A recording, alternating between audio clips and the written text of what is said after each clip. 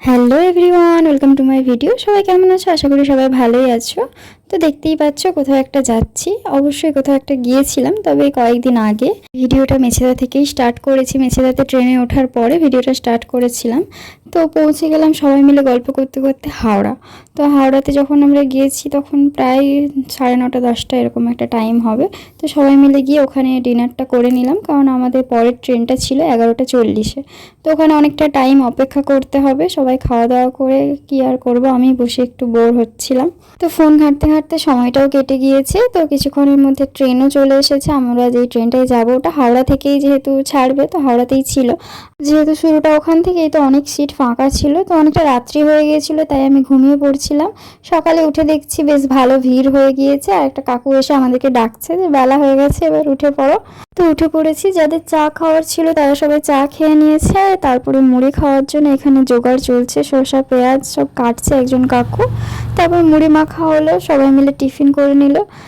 তারপর আর কি, ট্রেনে তো আর কোনো কাজ নেই, গল্প করা, ঘোরা, খাওয়া, আর ওই ট্রেনে বসে বসে বাইরের দৃশ্য দেখা। দেখতেই পাচ্ছ কিছুক্ষণ পর জামকুল উঠেছিল, তো সবাই মিলে জামকুল খাওয়া হলো। তার কিছুক্ষণ পরেই আবার লস্যি নিয়ে এসেছে। আমি ওপরে উঠে গিয়েছিলাম, কারণ নিচে আর জায়গা ছিল না, প্রচুর লোকজন চলে এসেছিল। তো ওপরে গিয়ে ওপরের সিটটা যেহেতু আমার ছিল, ওখান থেকে সবার সাথে গল্প করছিলাম। কিছুক্ষণ পর লাঞ্চ করে নিলাম, তারপরে ঘুমিয়ে পড়েছিলাম। বিকেলবেলা উঠে দেখছি দেখো প্রচুর ভিড় হয়ে গিয়েছে ট্রেনে, বসার জায়গা ছিল না, এত লোকজন উঠে পড়েছে। তাই রাত্রিবেলা ওপরটাতেই কাটিয়ে দিলাম। খাওয়া দাওয়া সেরে দেখলাম এই পুচকুটা ভীষণ কান্নাকাটি করছিল।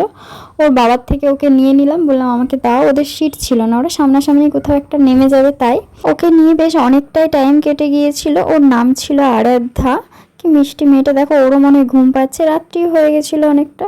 কিছুক্ষণ পর ওর বাবা মা ওকে নিয়ে নেমে পড়লো, আর আমরা ঘুমিয়ে পড়লাম। কিন্তু বেশিক্ষণ ঘুমোতে হয়নি, কারণ 2:15-20 এরকম টাইমে হবে। আমাদের স্টেশন ছিল, এই যে স্টেশনটা ছিল খান্ডুয়া জাংশন।